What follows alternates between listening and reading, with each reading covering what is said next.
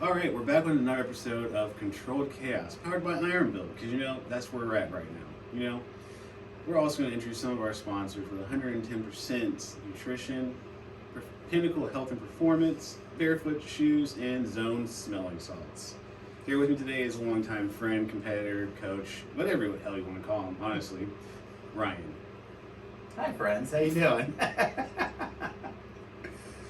So basically, we're just going to go through the normal interview process, even though at this point it's not really an interview process because it's 5 years.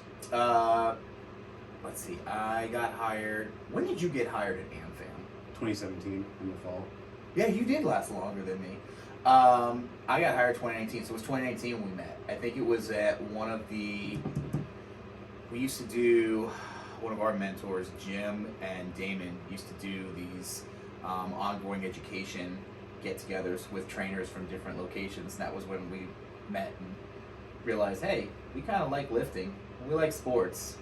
And yeah, you didn't fully dive into powerlifting just yet, but yeah, it was there. Yeah, damn. Yeah, I think that was at the time where you were deciding. You'd ask Jim, should I be a bodybuilder or should I be a powerlifter? Yeah, no, because that's all I did with bodybuilding stuff.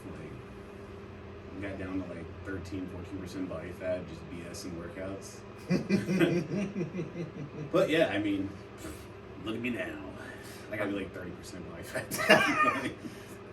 I would say I'm around that, but as you get older and doctors say you need to do certain things. I think I actually I'm always that 308 guy, but I think I'm now a 288 guy, which is wild to think right now. Yeah, that damn guy. He's 8 pounds away from me. I'm gonna sneak into your weight class. Actually, I have no idea what I currently weigh, but I'm just guessing because it's hard for me to maintain over 285, or over 280 to get into 285 and above. I've touched 290 once, and that was post Thanksgiving meal. I just wanted to see how much damage I did. Oh man, I will not mention names, but I know people that will weigh themselves in the morning of Thanksgiving, and then when the day's done, they step on the scale at the end of the night just to see. And I've seen some people crack 13 or 14 pounds increase in one single day. That's insanity. I'm my chest hurts from the acid reflux that you could get.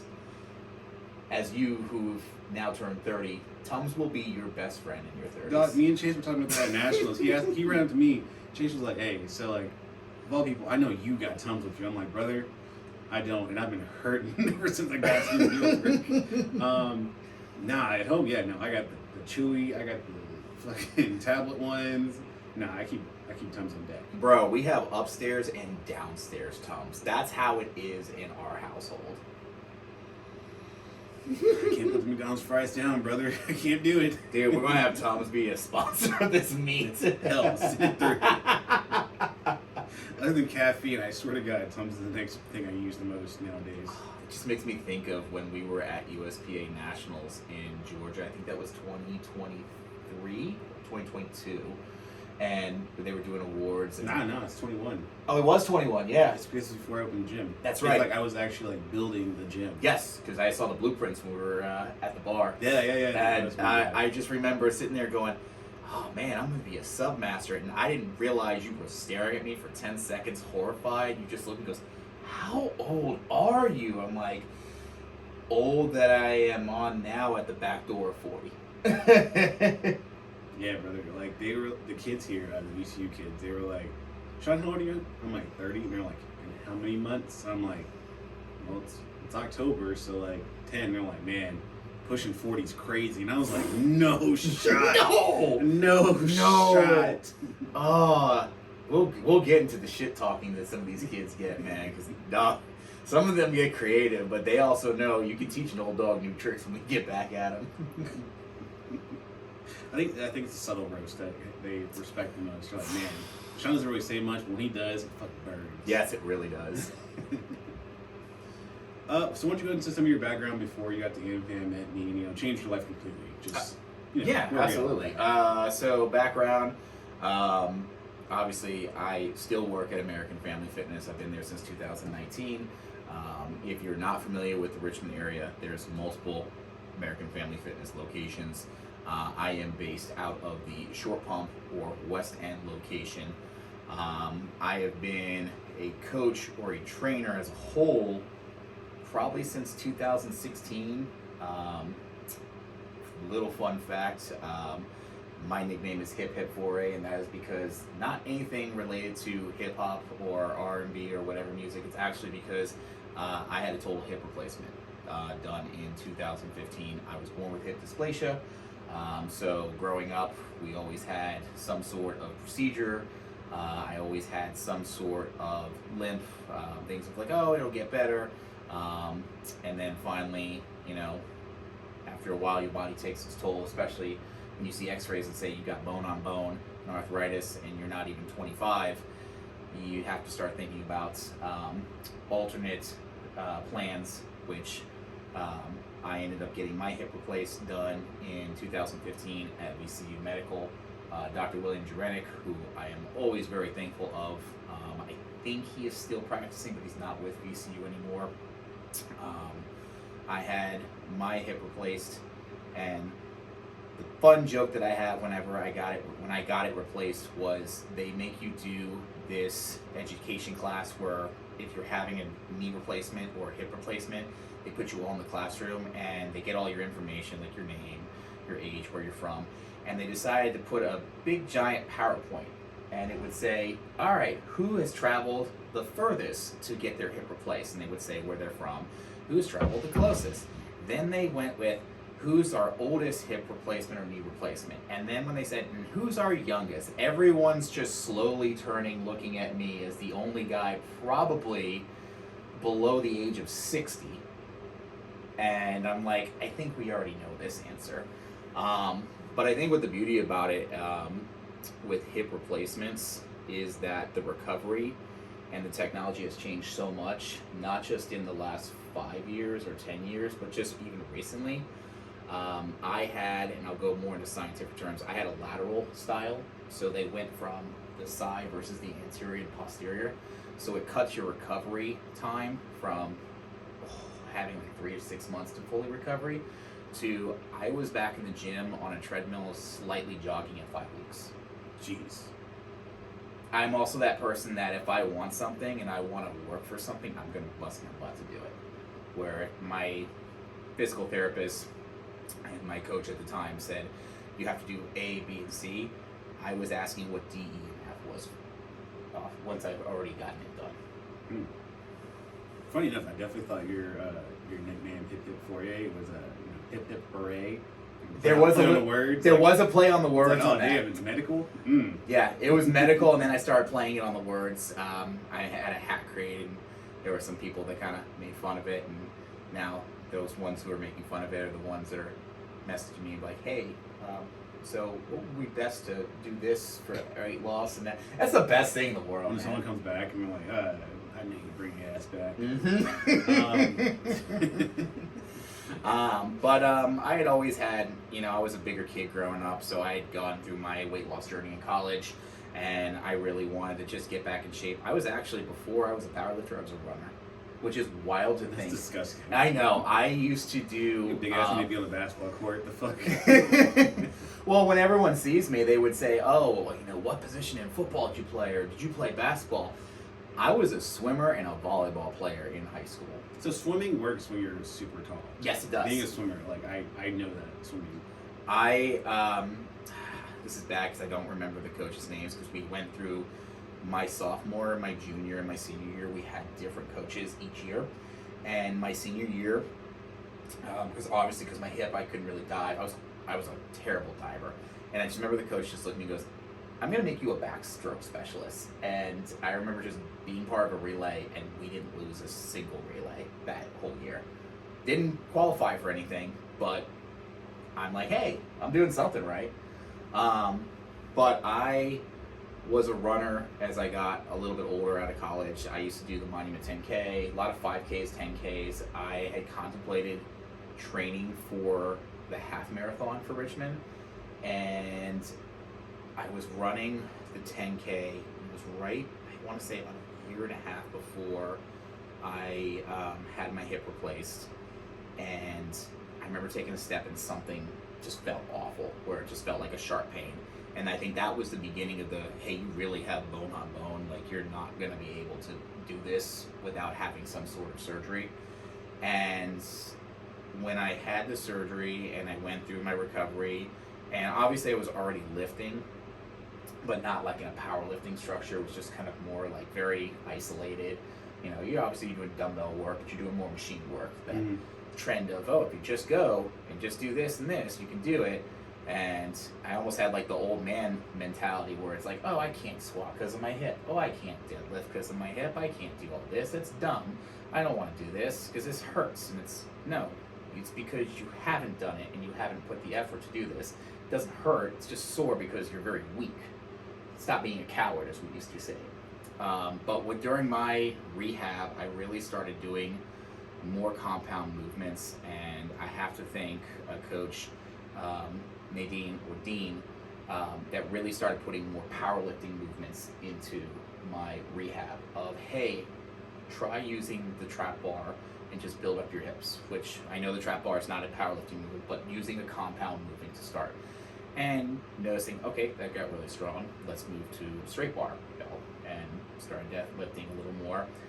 All right, let's start using like little variations of box squats and goblet squats, which weirdly enough, because you and I, we have like more of a West Side mentality to a degree, conjugate method and West Side methods, because they're two separate things. Conjugate method and West Side method are not the same thing. I will go in a rant about that, but we don't. If you're not at West Side, it's not West Side. Shut the fuck up. Yep.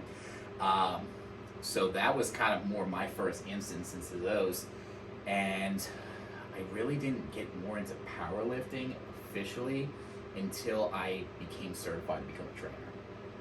I basically was doing movements, but I didn't really get an idea of powerlifting, because it's crazy to think like how much powerlifting has become mainstream now to a degree. But 5 years ago, even 3 years ago, people knew about it, but it's not like, oh, we're gonna have these big giant events. It's just more of, oh, it's at a gym, or somebody booked this at a hotel, like you see for some of these regionals or these national meets where they just have a big giant ballroom. And that's when I really started to hear more about powerlifting. And obviously, with social media, it makes it a lot easier where you can go on Instagram or go on Facebook, or now TikTok and whatever. You're able to connect a lot more and see people, or the old school YouTube videos of like the old powerlifting where like, man, there was a golden age at one point of social media powerlifting. Yeah. Like what that first meet Ken did at the weight room, we had like 10 people from AmFam compete. It was like me, you, Jahan, Christian, Becca, had Taylor in it. TJ was back spotting that day. Like we had a crew coming out. Chris Allen probably. Chris Allen's in every competition when it comes to powerlifting. Oh really? And what's wild too, I look back at some old photos, and even the referees and people that were connected are people there. Like there's actually a video or a picture of one of my squat attempts, and Kim Mossberg is actually the referee on the side. And then didn't realize that we had actually met her prior to that until Fortress and all of them started coming to Chaos and started coming to Ironville more often, where it's just like you don't realize how much of us have actually crossed paths in a way. I gotta go back and watch the videos, because my, like, kind of like when you're a child and you don't really remember something someone's telling you, it's like my first instance remembering Kim is the first meet George did at Chaos, and we were you're loading or unloading his truck, because he used to pay refs to do that. Since it's just him and Brittany doing everything, and it was kind of like, I remember the sassy lady just started like, I ain't carrying that. You got some strong men over here, they're gonna carry that. George, I'm gonna carry this box and this box. Something like that. Yeah. Wow. I know Alan did the last meet I did here at Ironville. Funny enough that Ken is the person who ran the first meet that we ever did. Well, I ever did. You did USAPL first. I did. I did that. I think it was in September of 2020. which, if I'm not mistaken, was the first sporting event. At least it was that. I know it was the first powerlifting event opened up post-COVID, but I believe it was the first sporting event that was post-COVID. It was supposed to be at the shop, the new shop location up in Haymarket area, and like literally the week of, I remember getting an email saying that they were moving it to like the Haymarket's fitness center. I'll have to look back at the emails, but I remember going, oh, how big of a difference is this going to be? Because, you know, driving from Richmond or Short Pump up Northern Virginia, it makes no big deal, but, oh, where is this in relation to like the hotel wise and everything? And I think it was like 15-20 minute difference, but it's also when you wake up in the hotel and you're like, all right, I got to be up at 4 in the morning to do a 6 a.m. weigh-ins. That sucked. I can imagine. God. Yeah, I like my 24-hour weigh-ins. I like to get weighed in, have my meals, kick my feet back when I get the opportunity to do so. But I think that makes the sport more enjoyable because let's say you are on a giant cut because you're allowed to cut. So if you are in the 2-hour weigh-in, there's really no big difference except for the fact that you compete after you weigh in, right? But being able to do a hard cut and then you get to celebrate making, or fuck it, you missed it. You just get to have fun with people at dinner because now you're all just loading up on whatever food you kind of want. You don't want anything like full of dairy or any. I say stay the fuck away from seafood. I know some people like sushi and everything, but you never want to risk having some bubble guts the next day. And then, I feel like it's safer because to me, you're under so much duress already with the sport. Why make it harder and riskier for the spot load team? Having athletes who are so dehydrated that they're more susceptible to quad tears and blown knees and stuff. Well, they're more susceptible both ways, but more or less, there's a kid who didn't know how to fucking cut and he just, he's greening out in the back because he didn't have anything and now he's trying to squat his max. No. Give that boy a steak the night before and let him rest. So much better. And logistically, I get a break. Yeah, seriously, your cortisol levels are going to shoot through the roof because you're probably so stressed from getting to the point of peaking, and then you're sitting there going, all right, I'm right on the cusp of being in one weight class or another, and especially because I know you and I have talked about it where it's either us. I will knock on wood and say up to this point, I've never had a situation where I've been on the verge of missing a weight class. One, because when you're in the 140 class and my body weight fluctuates between that 280s to 290s, there's been that 300s levels, but that was probably more so of not really caring to a degree, especially when you first start. But I've never had a point where I've had to cut. I have tried to cut and accidentally overcut. That happened with a meet a couple years ago. I went to Pittsburgh and I was trying to get down into the 290s because I just felt better and I knew my mobility was just not there. I'm I want to cut a little bit of weight so I feel good under my belt. And I just remember stepping on the scale and it was you're 282. I said, no, I'm not. I said, yes, you are. I'm well, this ain't gonna go well. That opening squat, I'm stubborn. Listen to your body, folks. But yeah, no, when I look at people that they're cutting and they're getting to that edge, I would prefer the 24-hour, or because I know we talked about what's a rule you would change, and maybe this would be just a wild card. I'm waiting for the day that someone says, all right, we're going to do a meet, you're going to do your lifts and everything, and then you weigh yourself after the meets. Yeah, because right now, across all major federations, the only way that you would have to weigh in after a meet is if you and the person in your weight class ties on total.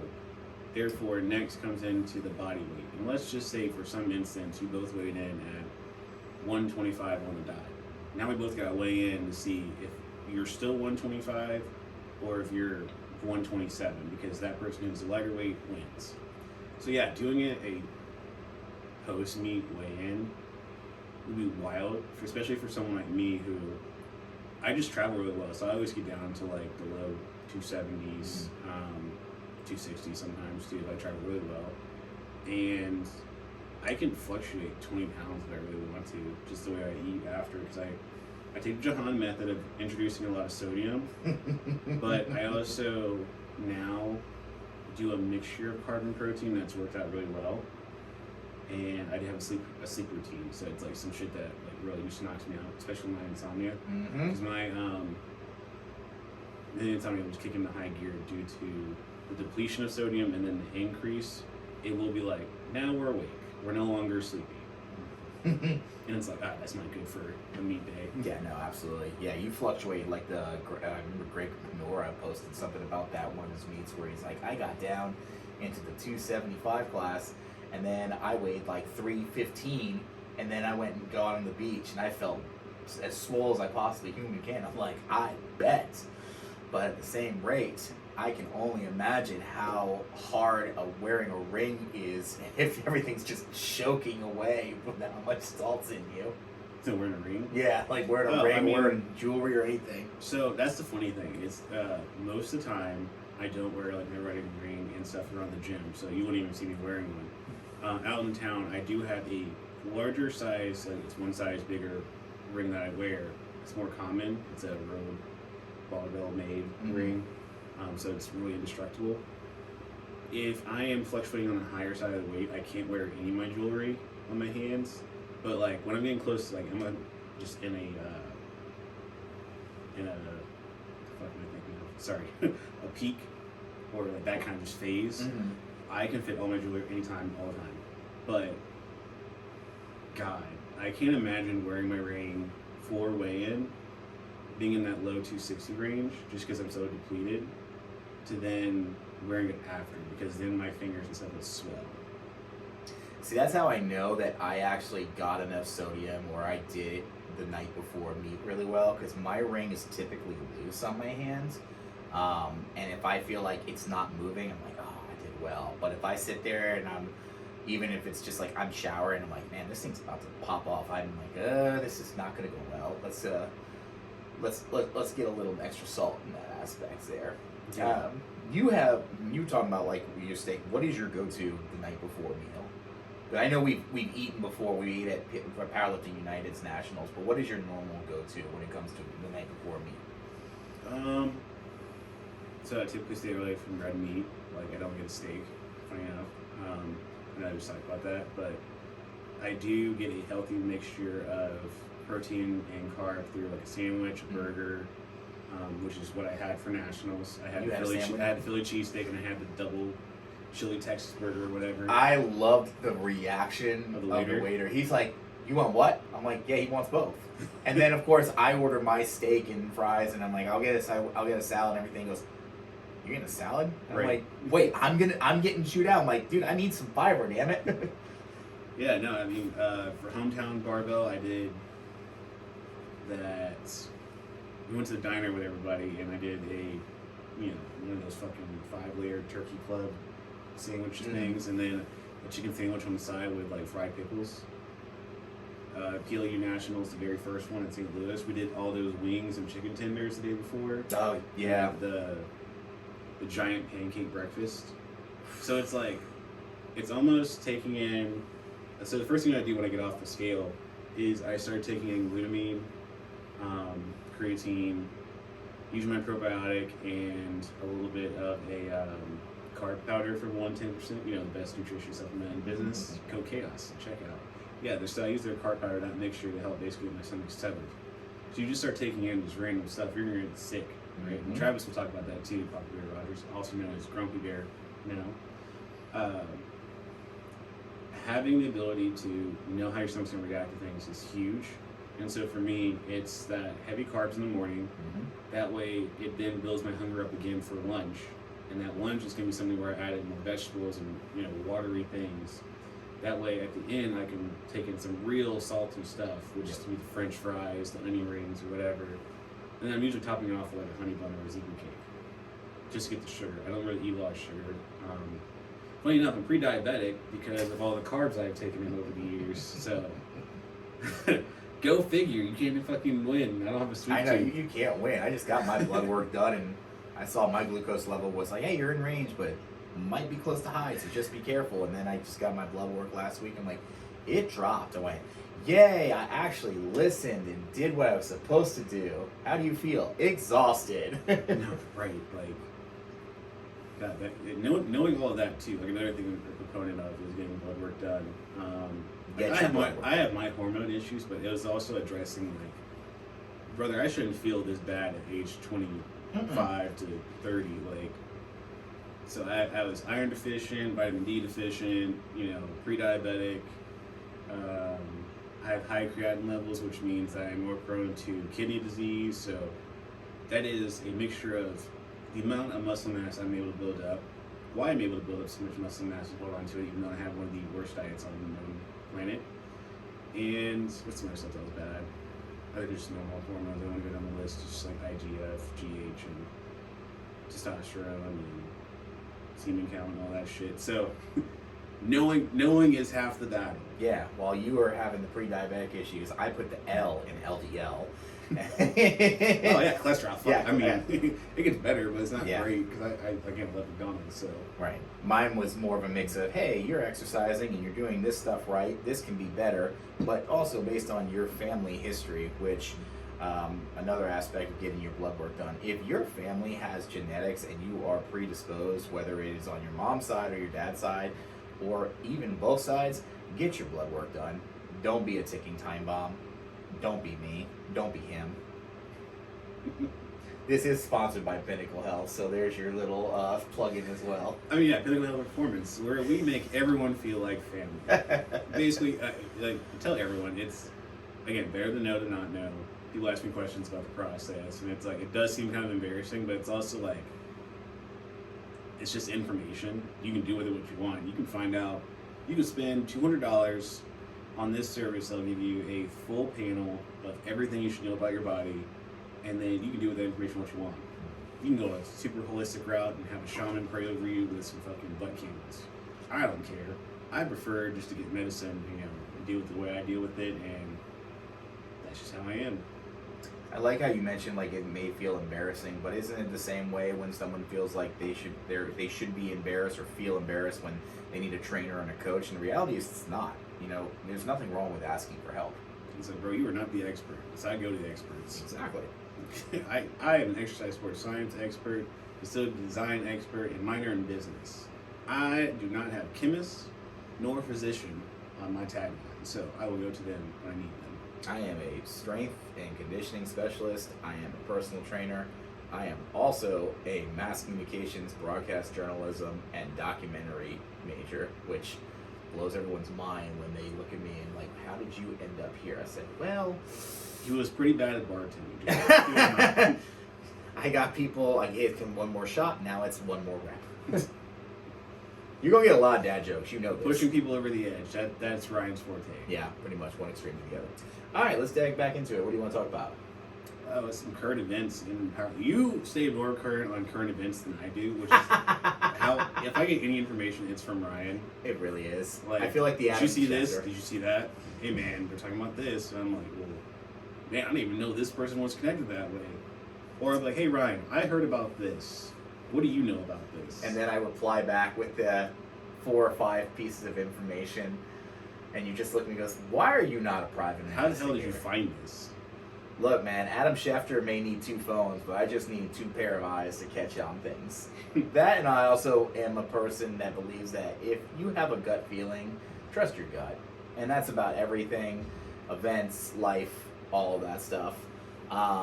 I think if you follow me on social media, and if you don't, every now and then I will just post a picture and it's just a dumpster on fire and just the words powerlifting on it. But at this point, as someone who's been in the sport since 2020, so I've got, 5+ years now, because we compete in September, that's 5+ years, has done meets, has coached meets, has refereed.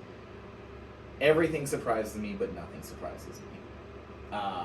And I think at this point in life, especially for this sport, is you have to support good people. You have to support good meet directors.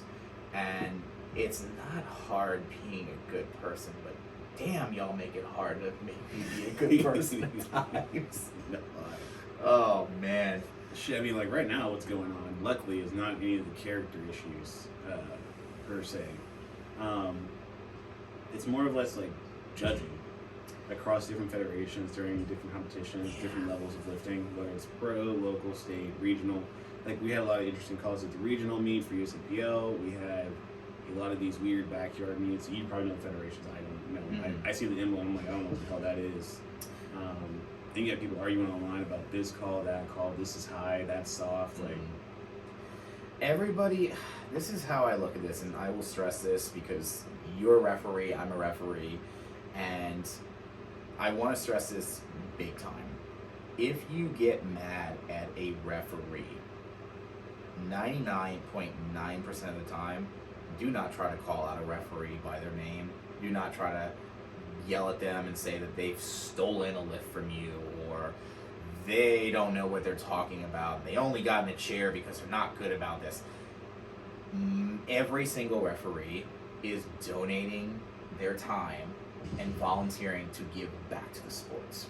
Mm-hmm. And when I see a lot of people complain, the first question I have is, what have you done to give back to the sport? Do you referee? And even if you don't referee, do you spot and load? Have you come to that gym or that local gym and just helped out? Maybe it's helping at the door or just being supportive. And if your answer is no, then my question is, what the fuck are you complaining about? Right. Let's be honest about that. Most of the people that complain kind of remind me of Old Man Yells at Cloud meme of Simpsons, where I'm like, dude, you can't complain if you're not going to do it. It's like people that complain about current events in politics and they don't vote. Let's just put it there. That fucking irks me to no end. Or yeah. But yeah, no, I think when it comes to judging, it's like sports, dog. Like human error is part of it, man. In your eyeballs, when you make that call, it's that call. You can't take it back, you can't change it. So it's like you weren't in the chair, you didn't see it in that moment. You saw a better angle on a replay, and you're able to zoom in and do all this other shit. And if they're at a competition like a pro one where they're able to use the referee system to go to the jury, lost my train of thought for a second, right. Get a jury to be able to look at something. I know KLU has this at Nationals, and he showed me because George.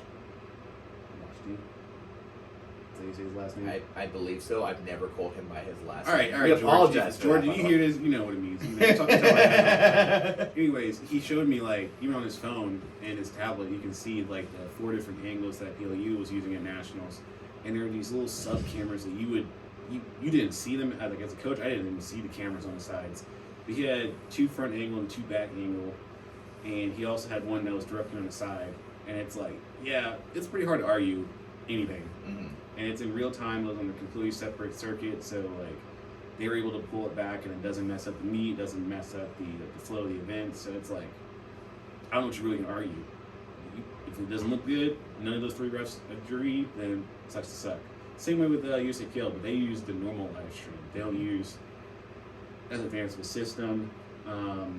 PLA/IPF, they have a very strict system where I believe the call has to be in within 30 seconds, and then it could be in the middle of the next lifter, they could overturn it because they look at everything. So yeah, and even if the jury doesn't change it or overturn it, there's a good chance that is such a 50-50 call.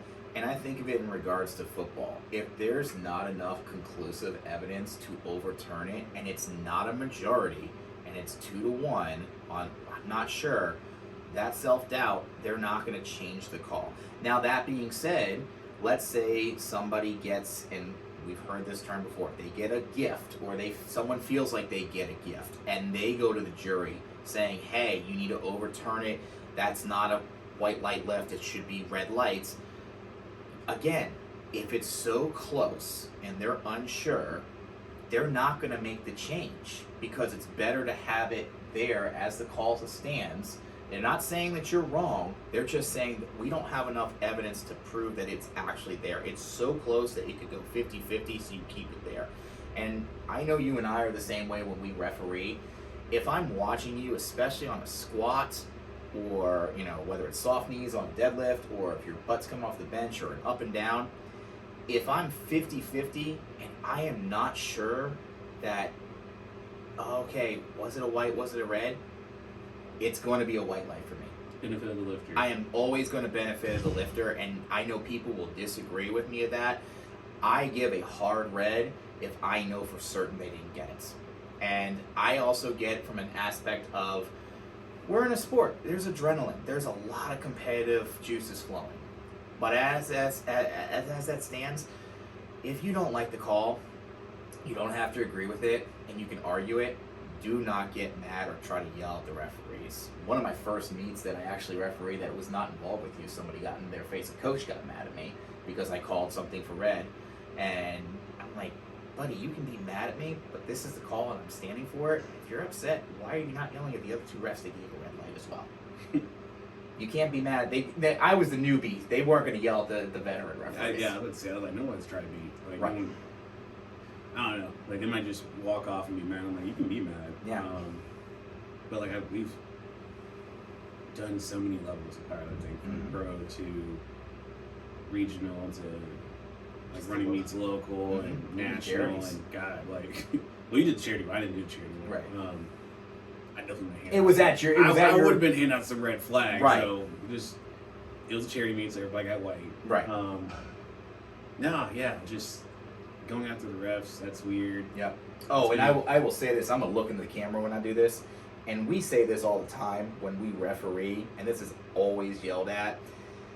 If you don't get the lift, please don't take somebody's recorded angle and show it to a referee and say, well, this is what it shows and this is a good lift. Okay? Well, where I'm sitting from this chair, it wasn't a good lift. Don't do it. Don't do it. And please don't go onto social media and try to rip the refs a new one, because you're just going to make yourself look like an asshole. Yeah. 100% of the time, you look like an asshole. There is no time where you get made to look like you're in the right. Your echo chamber of friends might think you're right. Because, God, also posting multiple videos. Dog. Ooh. Multiple videos. Please miss me with that shit. Oh, God. Like, maybe the first two I can really, like, okay, well, you got a new angle. It's better clear in this one. Like, it doesn't just seem like you're, just bitching. It's like, no, you're really just trying to prove to you. Like, no, like, I know you guys think I might be upset or whatever, but I'm more upset because now I have even more footage that shows this was clear. Right. Like, I mean, I did one petty post. Only one. I mean, only one that was just blatant. I was like, all right, dog.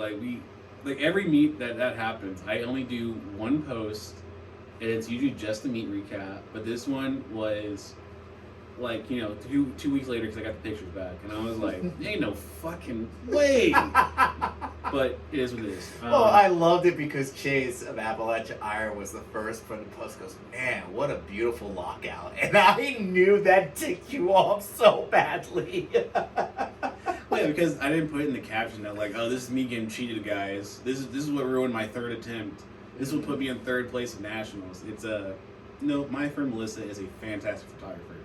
She is a damn great photographer. She captured a moment where I got absolutely screwed. And it's just funny that people that I didn't tell until after that photo that, like, oh no, this is me not getting this. Yeah, left. you don't see the two reds in the background. So someone like Delco.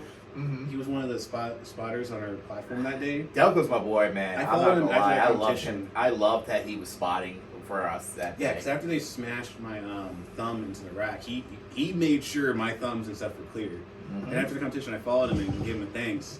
And I remember I posted that, and he said something like it was a good. And he's like, "Oh my god, I didn't get this." And he was like, "You didn't get this?" And I'm like, "No, brother, not even close." I remember on one of my, I think it was my opening squat, and I got 2-1 red, and I looked at the refs, and I knew who the refs were, and they were like, it looked high, and I really wanted to use the challenge because I looked over at the table, and I think they were waiting for me to come over. I'm like, I don't want to use this on the first lift. That would just look so bad. And especially if I don't get it, then I'm SOL. So I hit my second one, and then the third one, I thought it was high. I didn't know off the top of my head, and I'm like, all right, let's use this just to chip away. I look over, and it's Liz Strain, Eric Martinez, I believe it was Ashley, and they were all three of them goes, No. Please don't even waste your challenge. Save it for bench. Don't do it.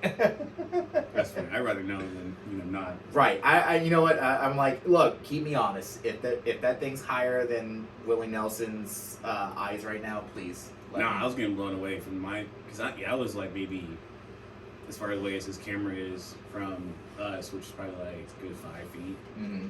Because I'm behind photographers watching, of course, my lifters in your same flight. Mm-hmm. I was thinking like, damn, bro, like I'm in a flight after y'all. I hope I don't get this same treatment.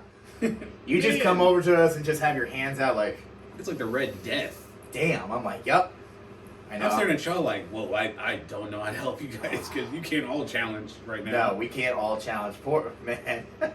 I'm not. You have to give their handler was Reggie handling them, and he was so quick on things. I was like, I'm gonna challenge this one. No, just fix it up. I'm gonna challenge this one. You got to give him credit and he's just like probably sitting there like, that's my go-to guy. Yep. Yeah. I just remember him like when everyone got done with the first attempt and we just circled around, goes, just hit your shit, please. Just hit it. Don't. Yeah, no, he said this was the best PLU meet he has seen, where it's the most consistent judging, where it's consistently tough across the entire board all day. And that's why you didn't hear me complain about it, because it was consistent. I didn't feel picked on or, oh, they robbed me. No. If it's consistent, you're not going to hear a peep out of me. Even if I agree that it can be consistently strict or consistently loose. If everyone's getting the same opportunity, then that's all that matters. Great. The referee should not be the star of the meet. And that's for any federation. We're using PLU because we competed in PLU. But I think in judging standpoints, because I know there's always talks that you would love to have like one big giant board, like one giant national, because there's multiple nationals, whether it's USAPL, PLU, USPA, and the reality is that I don't think we'll ever get to that point, because one, if you look at the rule books, I think I sent it to you, and it was a snippet of what USAPL, USPA, PLU, and I even did APF, and I think I had somebody else as well, like the old WRPF rule book. And every definition was completely different. So how you define the rule is also going to play a factor, and also how you interpret the rule is also going to play a factor. And it will never be that way, because, and this is I think what drives me nuts, is you'll see people go, oh, that's a USAPL squat. Oh, that's a PLU squat. No, it's a squat. It's either a white light or it's a red light. It's not a federation of those. And I think when it comes to like backyard meets, I don't call it backyard meets, I call it more like smaller meets in general, because for us, we could see a federation and think, oh, that's a tiny federation, but in a different state, that could be the only thing they have.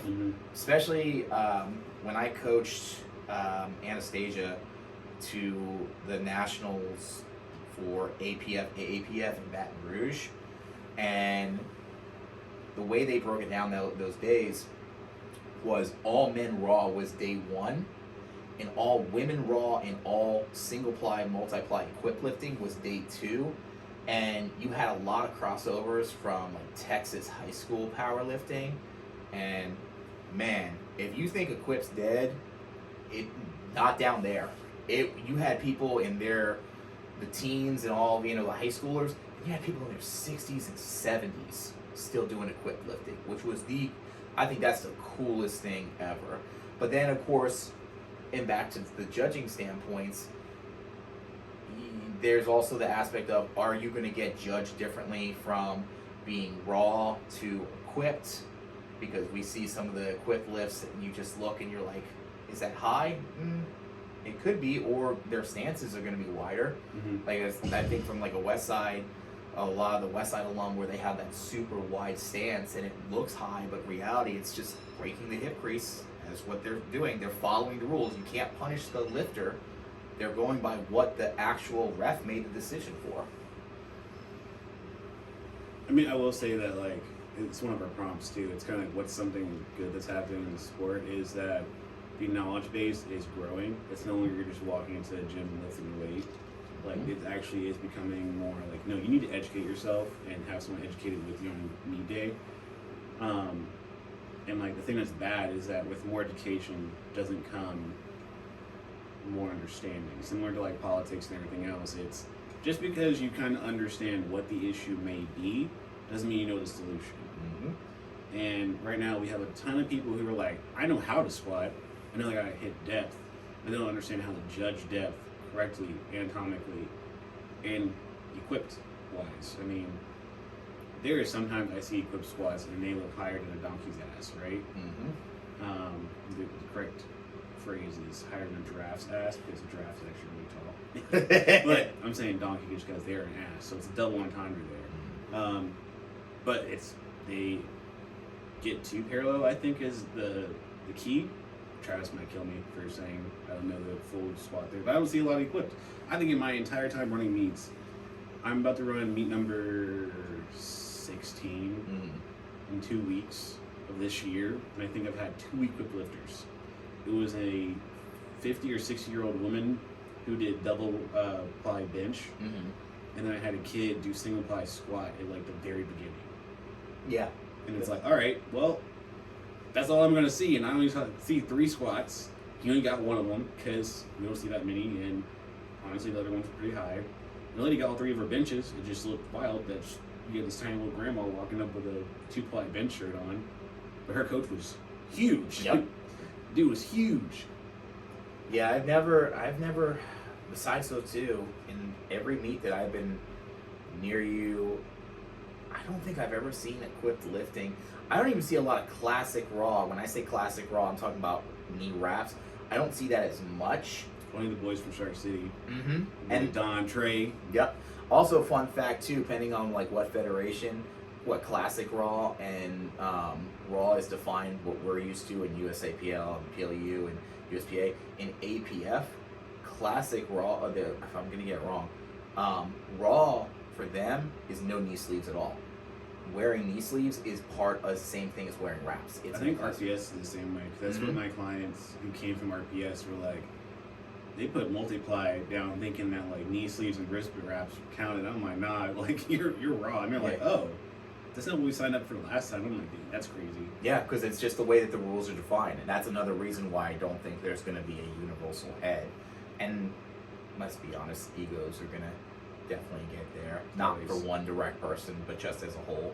And we all know when money's involved, money talks and money makes people very happy and very angry at the same time. I mean, going into that, it's again another one of our prompts here is sponsorship culture / meat money. I literally had a discussion about this yesterday with one of my athletes talking about the prize money on some of these competitions, and it's like people getting sponsorships, true sponsorships. What I'm saying that is that like not the 10% discount codes that we have for Barefoot or Zone, which is great. But that's not a sponsor. We love our Barefoot shoes. Yep. Code Chaos or code Ryan 10. All points. 110, yeah. In Zone, but like those are cool. They're great. I love supporting just people. Like I actually talk to the people of those companies. Right. Like that Giant Brown box is another thing of the RTD drinks that's readily available here in Lemonade. It's cool. It's fun. It's great. You're not a sponsored athlete though, right? No. There's no actual benefit for that company because you're not really an influencer. And even influencer culture right now has ruined what used to be sponsored, because why would I go support you, person making millions of dollars off of just views, and then also giving you money on the back end with these codes, right? Then you have the real sponsored athletes. So this is where I bring up Pinnacle. Pinnacle helps me travel for the competition. Yep. It helps me with my medicine. I get a lot of gear, like one of my cups is over there, I got the hoodie on, I got like another hoodie and some shirts back home. That's a true sponsor who's giving you something in return because you are a valued asset to the company. You have people like Ray, who is from SPD. They get money, they get the gear, they get the photo shoots, they get reimbursed for travel because they are an actual sponsored athlete. Joe Schmill over here trying to compete and get first place at 82, or let's say 90 kg at a local meet. Like, brother, there is 6 of y'all competing. Ain't nobody giving you a sponsorship. Well, I also say this too. the ones that are sponsored athletes, that means that they're good athletes. Yeah, That's bro. a lot. You want to get sponsored? I would say probably 3 pieces of advice. Number 1, be really damn good at the sports. Number 2, you need to be marketable. That comes from like my advertisement. Like, you need to be marketable. You need to be doing stuff. If you're not active in social media, no one's gonna care. I've heard people like, I don't understand why I'm not asked to do this. They're gonna look at you like, who are you? I mean, yeah, you own some like a clothing line at the moment, and people ask you like, "Hey, man, you're trying to sponsor me?" And you're like, "Bro, I don't know who you are." Man, that's you the wild. haven't competed but twice. That is the wildest thing. So of course, my coaching business is Strongmates Athletes, Strongmates Athletics, and I decided to do clothing last year. Like, I've always wanted to do a clothing label. I thought it would just be really fun to just have shirts and hats and stuff that, like, one, it's just me thinking out ideas, and two, just having it. And I've actually had 3 messages. I sent you the first one. I've had 3 where one asked, please sponsor me. And I said, hey, I'm just a small little shop. I don't have a sponsorship thing, or I don't even do like, oh, you use your discount code, you get money off, because I don't make that much off of that to begin with. But I can give you like discounts. And then I had someone that asked, and I saw messages of, hey, if you send me free gear, I'll get you free views. I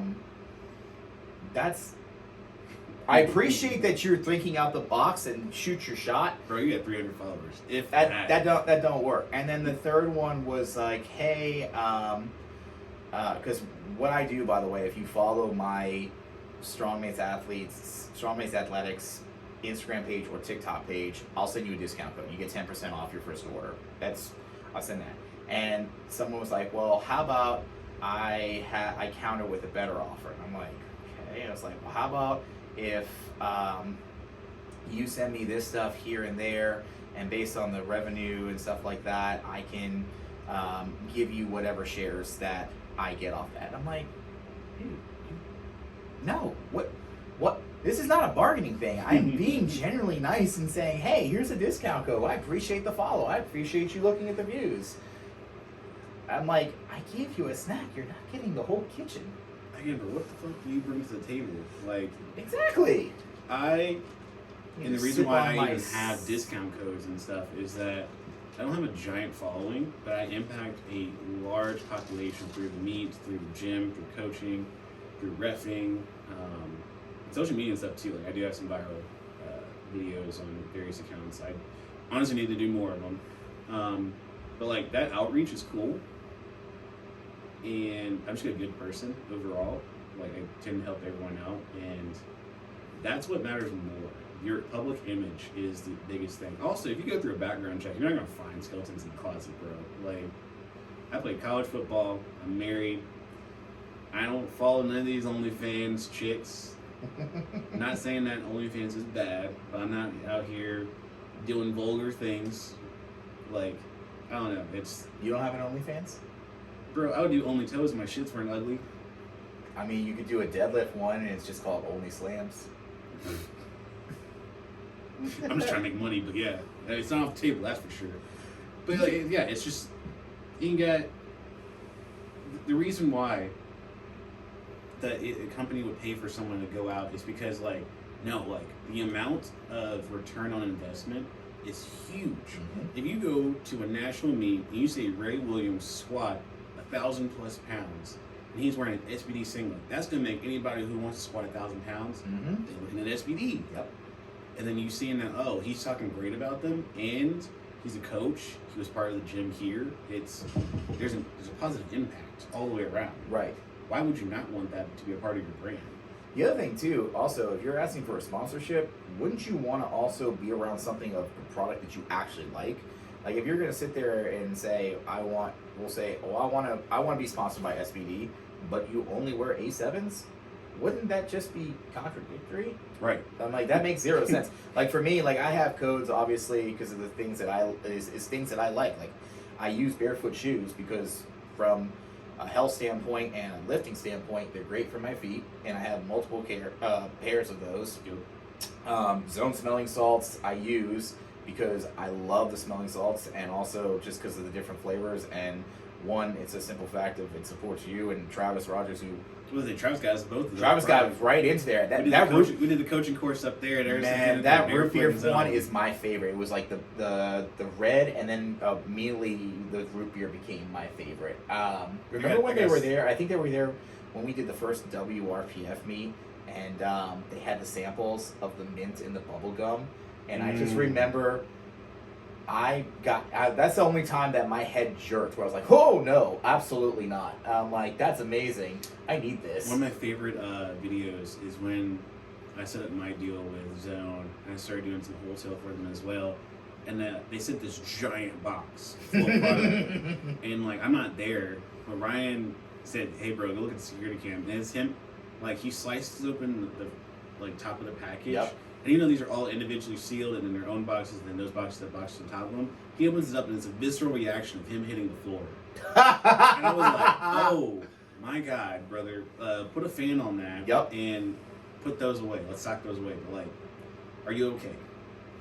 Yeah, it's like Zone and Barefoot because we actually use it, and then Iron Hooligans is another one because I love some of the gear that they wear, and they're actually getting some long sleeves that I got to see. And I'm like, I want that. It's like, these are called payday buys. Yeah, like I've mentioned a million times, like 110, the pre-workout. It's the most common legal powerlifting pre-workout you'll see. There's no issues. There's no, things you have to worry about. It delivers on time. There's always great pricing. It's great flavors. The RTD is a new drinkable pre-workout. Kevin Papa is dope. He runs some of the best meets. He does great marketing, and he's just like all-around great person, right? He actually has a presence on social media, unlike some other people who hide behind whatever marketing they have. Right. But like my coach Andy used to be Iron Rebel. Yep. I'm wearing one of the shirts I'm wearing this, but like he now owns Next Level, so it's like I'm not sponsored. I have a code that helps him, because the more people I touch, with my physical appearance or whatever, like the better off he is. Mm-hmm. I like supporting my coach. Why not? Right. I'm not gonna. There's a ton of brands who have reached out, and I'm like, Doc, I've never heard of your thing. I've never used it, and there's some that are kind of fake. So like I picked up a THC CBD one back in February. Still haven't gotten the care package. Are you going to say which name it is? Because No. I have an idea who it might be. No. It might not be. It might not be anything, but it was just like, brother, you gave me money, and you said you were sending me this care package.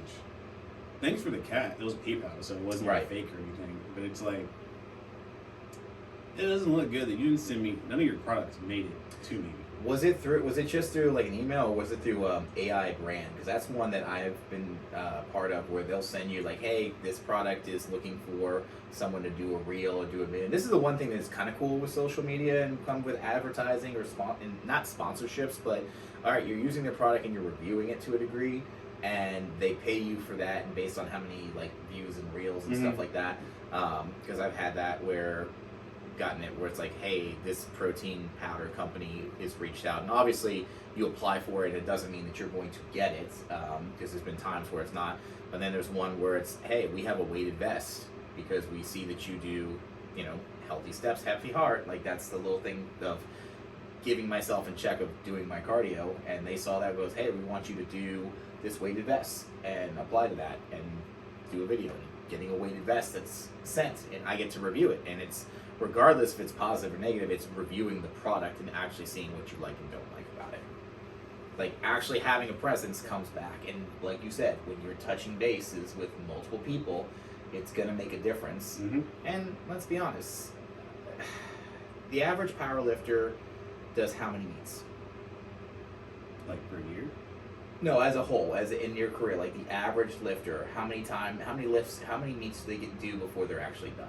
I say, honestly, the average lifespan of a powerlifter is like 5 years, and that's really stretching it, and maybe about 10 to 15 meets. Right. Because that gives you an average of 2 to 3 a year, right? Right. That's what we do for us. I usually think after 2 or 3 meets, people are done.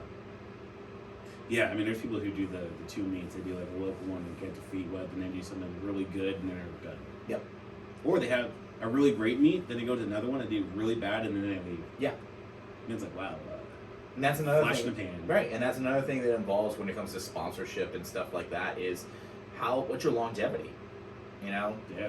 And not even that, but let's think of even with like I'm done after 2 meets. Like life changes, you know.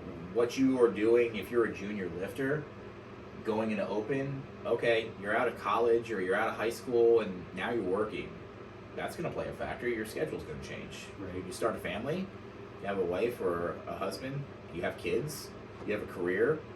Is that career going to make you travel all over the place? So your gym schedule is going to be all over the place? Are you going to be all over in hours? There's a lot of things that come into factors with that. Yeah, I mean, kind of switching gears into like the money meet, it's the same thing. It's like, why would I put on a meet that on the front end is going to cost me $10,000 to run? Right? That's just with everything that's included. Like, let's say we got a venue for 5K. Now I got 5K to pay salary, to get medals, to get supplies, to do whatever else, right? Mm-hmm. Why would I then put up another 10K in prize money and I have dudes that flake out? Or I have people who,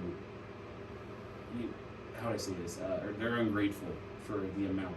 Oh, I only get $1,000 if I win. Like, bro, It's like, to yeah, play. brother, like across all weight classes, everybody get $500, and you get another additional $500 for competing. It's local level. Mm-hmm. 10 grand is crazy because I think at nationals they gave away 10 grand to just the winners, and there was only like 6, so I think everybody got like 2. Right. And it's like, man, that's great. That pays for your trip. If you're not actually sponsored, then it pays for your trip. Mm-hmm. It pays for some spending on town. Hell, that's a power bill, brother. That's a car bill. Like, we were real ass adults. Like, man, that's groceries. Yeah. Fuck. I think people Be happy you got some. I think it's crazy because the push for these big meets, like these money meets, these pro meets, you know, on a national level, there's money involved, or even on a regional level, sometimes is involved. I think it's great and beneficial, but at the same rate, you got to stick to your roots, and you got to understand that the local meets are going to be the reason why this sport goes, but the local meets are also going to be the make it or break it. And you know, if you put up a money meet, that means that you're doing something special. And most of these meet directors, no one's swimming in money. A lot of people, every meet director that we personally know or have talked to, they're not swimming in money. They're either making just enough that they can roll it into the next meet or into their gym, or they're breaking even, or unfortunately, they're in the red. And I mean, I've talked about that before. Like, unless you're in a very good position in what you're doing, very rarely are you making the kind of money that Sabre made. So I just have to prove the knowledge. So like, there was a lot of money made, and that's how he's able to give away so much money. But yeah, look at it. He already has a 6-figure job, and his weekends are powerlifting. So yeah, none of that money touches his palm. It all goes right back to the sport, which most people can't do. Myself, when I actually had the facility for Chaos, it's like, yeah, in total registration money, we got $8 grand from 50, 60 lifters. mm-hmm. I now have to pay $3 grand out for salaries between on-spot load, the staff, the people I have working the front desk, people I have working the parking lot. Then I'm also paying an additional, let's say, $600 for like hotel rooms. Then I'm paying another, additional $300 to feed everybody. Mm-hmm. And then the rest of that money I go to medals, drug tests, just 2 drug tests. And WRPF, PLU was like $550. And then for USAPL, it's like $84 a test. And I think it's going up to 95 next year because they're doing a Z score, so it makes it a little bit different. So like, brother, expenses go up. But everybody wants drug testing on a local level. Okay, you understand how expensive it's going to be.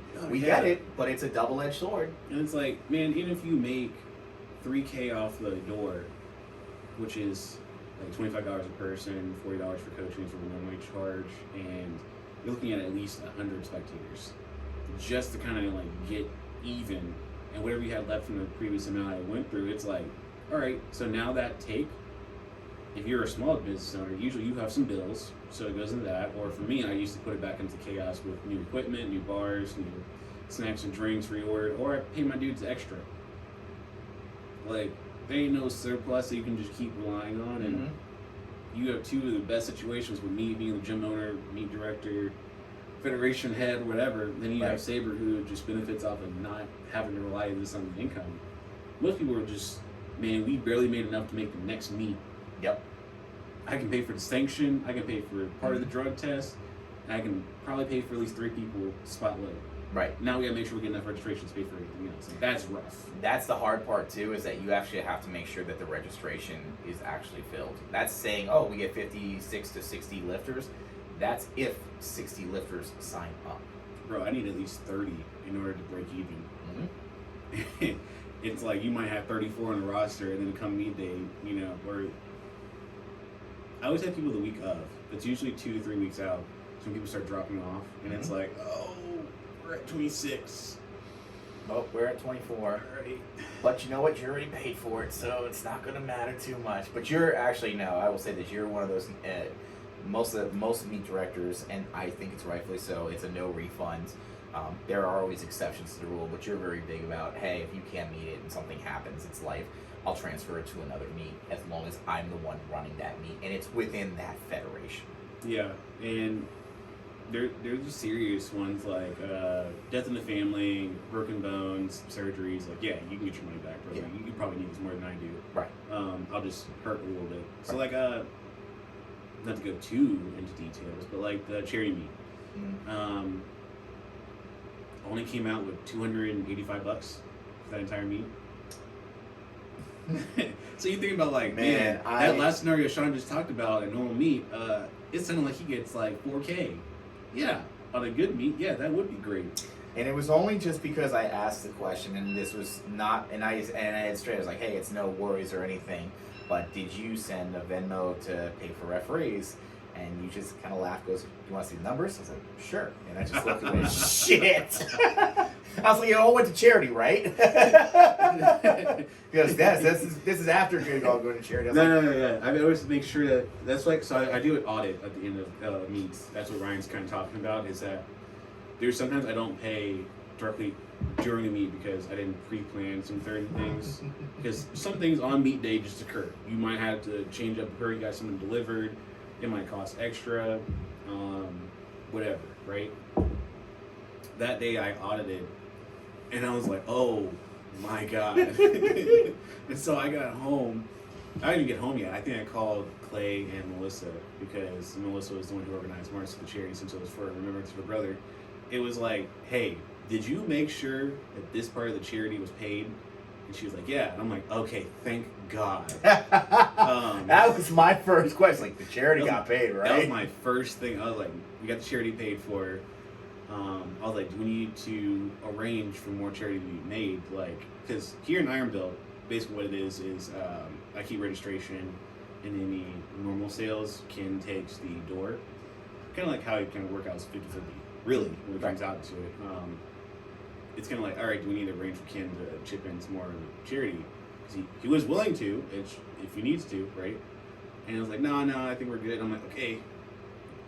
Because then when I did the rest of the numbers, I was like, damn, $285. That's considered in the green, because you didn't lose money.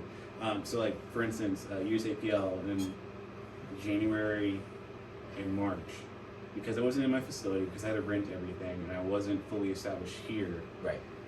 Between both meets, I think I lost $7K. And that's some real numbers, man. $7,000 loss is a real fucking number. That's bad. That's coming out of my pocket. That's out of my savings. Explains, and I was like, yo, you good? And you looked at me and went, no. It's like, no, Ryan. No. It's like I already lost, like 15K on just the chaos move and everything else. That fucking January, and then on top of it, like, oh, minus 3K here. What do you mean minus 4K in March? So money just flies sometimes. Like, there's a lot of things you don't expect. It's like moving crypto trucks are trading. expensive. Man, yeah, shit can add up really quickly. And some people are very greedy too. Not all facility owners and meet directors and personnel are of sound mind. That's for damn sure. So that sounds familiar. yeah. Remember you giving me the audit of a certain meet and meet director, and was like, "Oh, how did you guys turn out?" He goes, "Well," and I'm like, "Hmm," and you showed me those numbers. I was like, "Why?" He goes, "Well, based on this number and this number." I'm like, "So you gonna do that again?" Nope, probably not. Probably not. Ended that real quick. Yeah. I nipped that in the bud. If it doesn't make me money and it doesn't have overall good, I am not about it. Right. There will be some more changes in 2026 regarding that kind of stuff, but Mm-hmm. there's meets that surprisingly do super well, like regionals did phenomenal for a low turnout for what I thought would be a low turnout before actually looking at the numbers. Was this PLU in at Very Good Gym, or is this? Yeah. Yeah. That was a fun meet. I'm not. We gonna still lie. lost some money on some of the travel just because it was a really big mishap between Home Depot, Lowe's, and I forgot about that. Yeah, like we lost a whole day and a half of setup on my end, and I couldn't cancel that first night at the hotel for part of the staff. So it was like, well, fuck, like we're all stuck here because these people don't have vehicles. It was so weird that everyone from Home Depot and Lowe's just magically forgot that their trucks were going to be taken to the service station that week. Mm-hmm. And then you go into like Enterprise, Avis, and U-Haul. They all had nothing because they have to have a 24-hour rule in order to get a vehicle, and most of them didn't have vehicles. And I'm like, well, shit. We ended up just packing some cars and going, so that was rough sledding. I think I remember because I got there because I competed that weekend. I got there Thursday, and I think I texted. I said, "Oh, let me know when you're like, where are you at the hotel? Let's go get dinner." And that's a whole other fun story of like going to a college bar and realize it's a bar, and Jose calling me like, the girls do not want to go to a bar. They want to sit down and eat. And I'm like, oh, and I'm going to the same one later on, and I was like, bro, I'm eating the fuck out these wings. I don't know what the fuck. It was just weird timing. But no, yeah, like losing the hotel stuff on that one. And I lived in that city, so I just went back home. Right. Which is cool. Yeah, just roundabout, bring it back. There's people that are just so insanely, how would I say, not in the know when it comes to meet directing, the finances around it, to demand sponsorships and demand prize money, and well, there's not enough money for me to go do this or do that. It's like, brother, we're in a sport where we lived in a hotel or a gym. Humble yourself.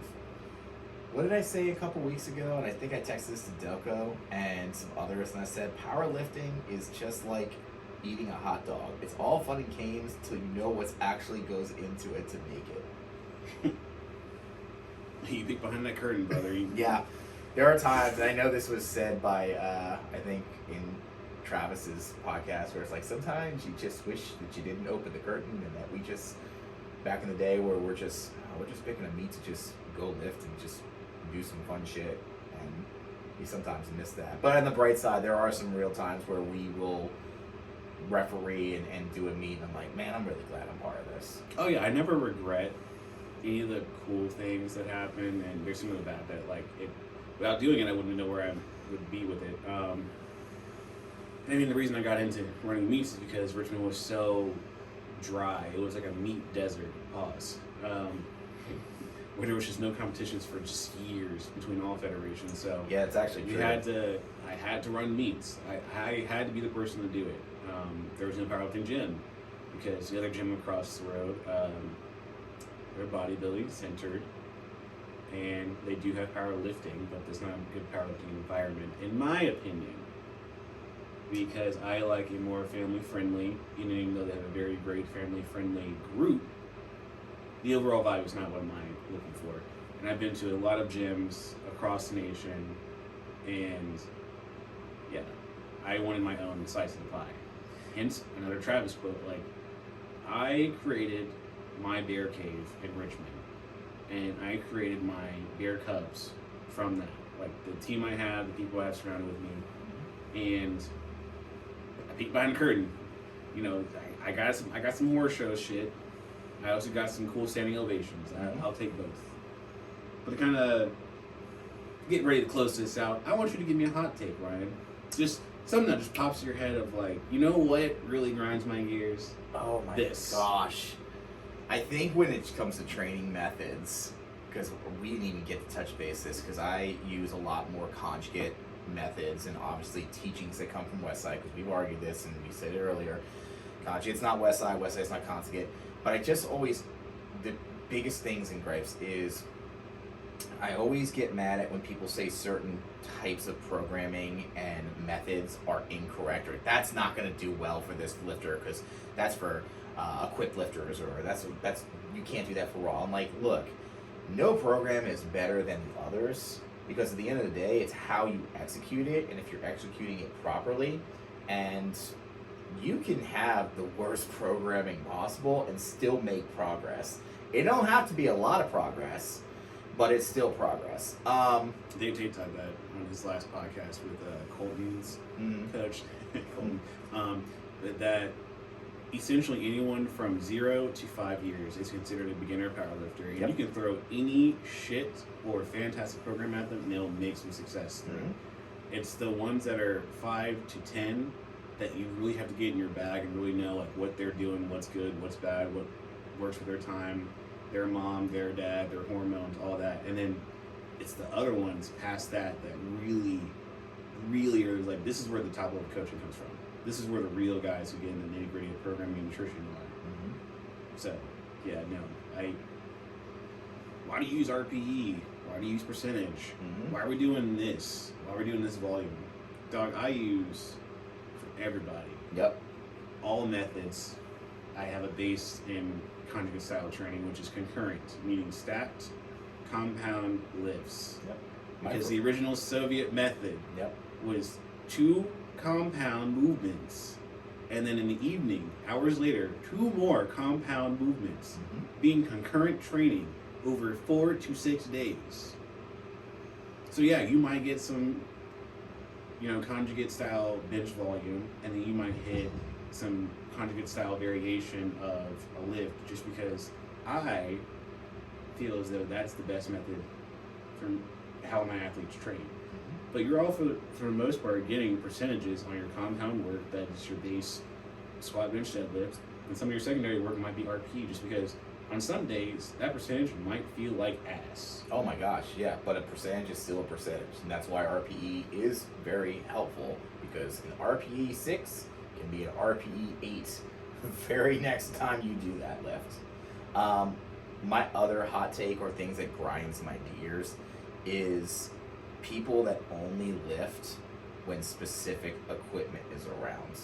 Like, you guys very well benefit, like, we have kilo plates, we have power bars, we have Texas bars, we have deadlift bars. People that like, they only want to lift on the combo and kilos and want the power bar. Yeah, stop being soft. Yeah, elitist.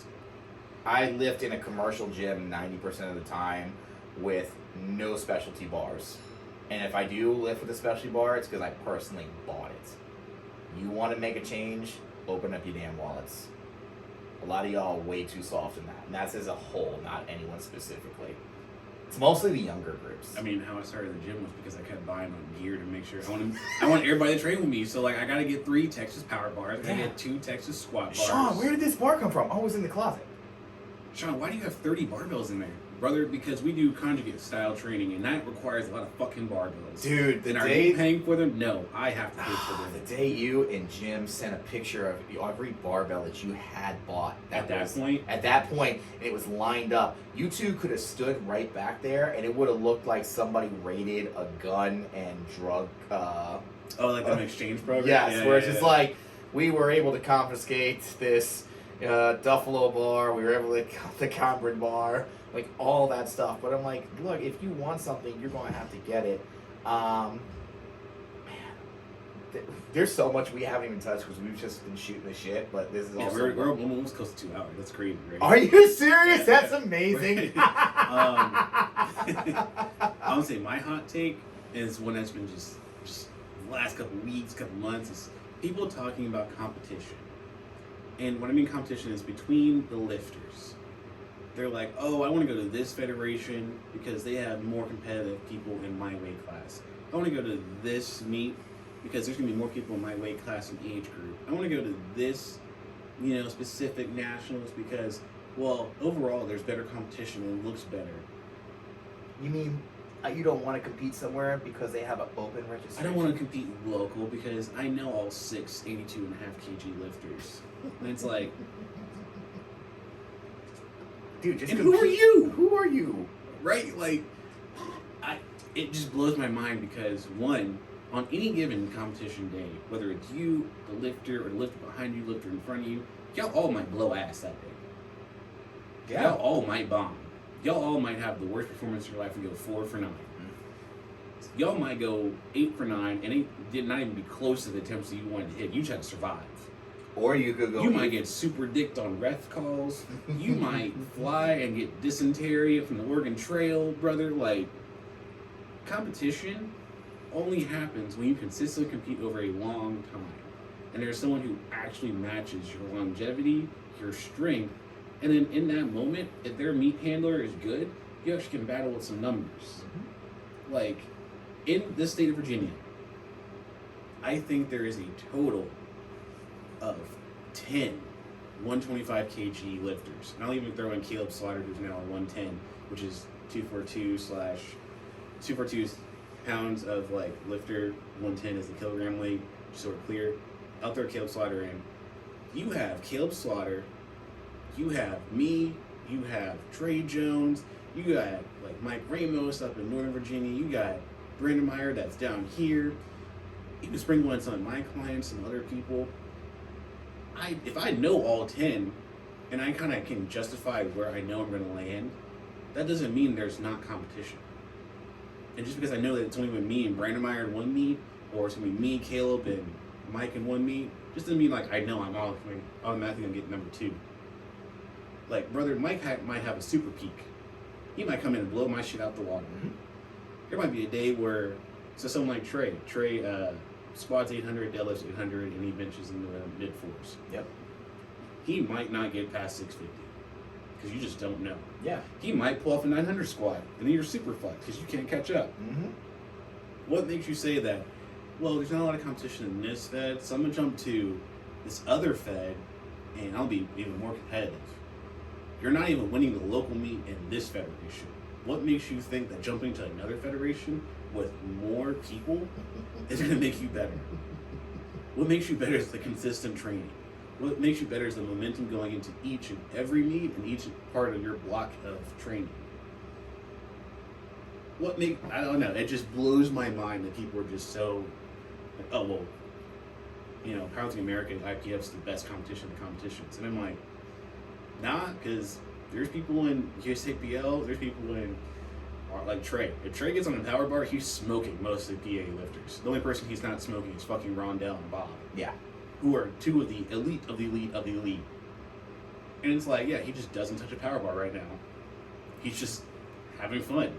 That's most what the sport is about. Like, oh my God. You mean what you're saying is that I'm having high blood pressure right now because I'm just like, it just blows my mind. How are you competitive? How are you competitive? So what you're saying is, instead of me jumping from one federation where I probably come 3rd or 4th if I'm lucky out of 5 people, if I go to this other one, I have a chance to go compete at Worlds at IPF because there's not as many people there. I really count myself as a true world champion. That's not knocking anyone specifically, but it's just how some people think, and it's really like in fucking wild. And in the less dramatic sense, it's like, let's say you do 3 local meets. You did a meet in January, a meet in June, and a meet in December. You won all 3 of those meets in your weight class. The next plausible thing to ask, did you win the meet? Were you the best overall lifter? If the answer is no, are you actually competitive is my next question. Because then I'm going to look at, where did you place in that meet? Because I can win at a local level, and as a heavyweight lifter, I'm probably not going to be in a top 3. Because there should be a 67, a 90, and a 100 kg lifter that's in front of me, because their totals and their dots go further than mine do. I think we talked about 500 dots for a 125 kg lifter is closer to 2,200 pounds or some shit, and it's like, what? Yep. I'm scraping trying to get the 2K. So if you're not winning the local class and then the best local overall lifter, have you gone to a regional meet? and won your weight class? Have you went to a regional meet and won overall? Have you went to the national meet and done both of the same? Like, there's a level to each one. And then at that point, then you probably earn a Pro Series invite because USAPL still has one. IPF is the Worlds in Sheffield, SPD Austin, SPD Raleigh, like those meets. And then you have USPA is doing Ultra Nationals, which the All-Star is the higher dots. Yeah. Yeah, it's like, there are so many levels to this. How are you competitive? Because you can be competitive in all of them. Right. You can be the best USPA lifter and still get smoked in the PLU meet. Yep, and vice versa. If you're competitive, though, if you are a top 5 lifter at like a USAPL national, and then you go and do PLU national, and you're top 5 again, that's competitive. Yeah, there's a dude up in well, other than there's two. There is Lamar Salsa. I think, yeah. I think I'm pronouncing his Instagram handle. He knows who it is. Him and Mookie are really dope. But like, he won the open class and I think best lifter of USPA Nationals, and then turned around and won the USAPL. Yes. And then the same thing happened with that dude, Dread Head Specialist, same gym, DMV Iron. He won USAPL Nationals and then spun the block and went back to USPA and won Nationals. That, you are highly competitive, you were a top lifter. Now, is when, after those two lifters did that, I'd be like, yeah, y'all need to go to PA and test their strength against IPF lifters. That's what Desmond Jordan did. He went from USPA and he went to USAPL, not USPA, and he went to Powerlifting America. He won national title, if I'm not mistaken, at IPF, or a world title at IPF. Yeah. And like, just knowing your total, knowing your dots, like, yeah, it might be competitive, but it's also look at the environment. Did you travel across the country and earn that title? Did you go down the street? Because traveling to a meet does impact your training. It does impact how that meet day goes. Traveling to Missouri sucked nuts. I was horrible. Traveling to New Jersey, not bad at all. Traveling to Atlanta, that was great.